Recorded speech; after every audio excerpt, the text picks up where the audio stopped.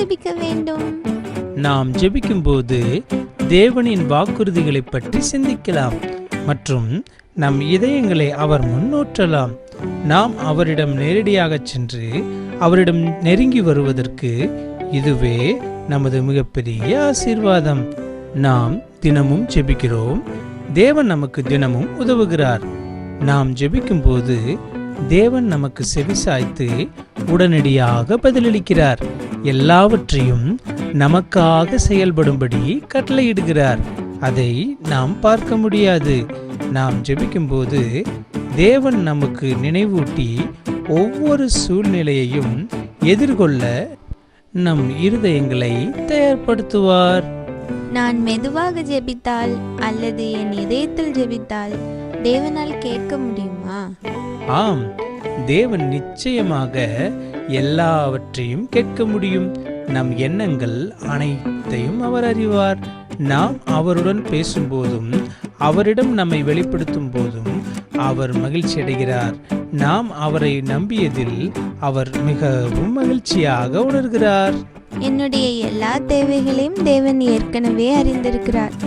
எனவே நான் இன்னும் அவரிடம் கேட்க வேண்டுமா? தேவன் நமக்கு நல்லவற்றை கொடுக்க விரும்புகிறார். இருப்பினும் நாம் அவருடைய இரக்கத்தை பொக்கிஷமாக கருதி நமது தேவைகளை சொல்ல வேண்டும். தேவன் கொடுக்க தயாராக இருக்கிறார், ஆனால் சாத்தான் அதை எதிர்ப்பான். நாம் ஜெபித்து நம்முடைய தேவைகளை கேட்கும்போது தேவன் நமக்கு சாதகமாக இருப்பதாகவும் நமக்கு நல்லவற்றை கொடுப்பதாகவும் சாத்தான் குற்றம் சாட்ட முடியாது. நாம் தேவனிடம் எதையாவது கேட்கும்போது அது ஏன் சில சமயம் கிடைக்கின்றது, சில சமயம் கிடைக்கவில்லை? தேவன் நம் ஜெபத்தை கேட்கிறார். அவருடைய ஞானத்தின்படி அவர் சிறந்த திட்டத்தை வைத்திருக்கிறார். சரியான நேரத்தில் சரியானதை தருகிறார். தேவன் நம் மீது வைத்திருக்கும் அன்பு எப்போதும் ஒன்றுதான்.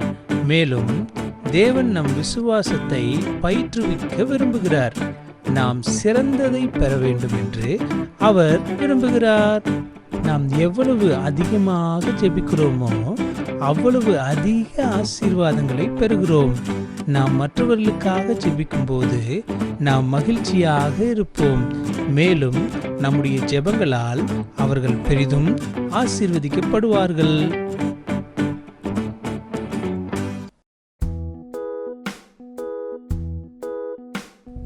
தேவனே வருகின்றேன், என் குரலை கேட்கின்றேன், எல்லாவற்றையும் தருகின்றேன், எனக்காக செய்கின்றேன். சில நேரம் தாமதமாய் ஓம் சித்தம் செய்கின்றேன்.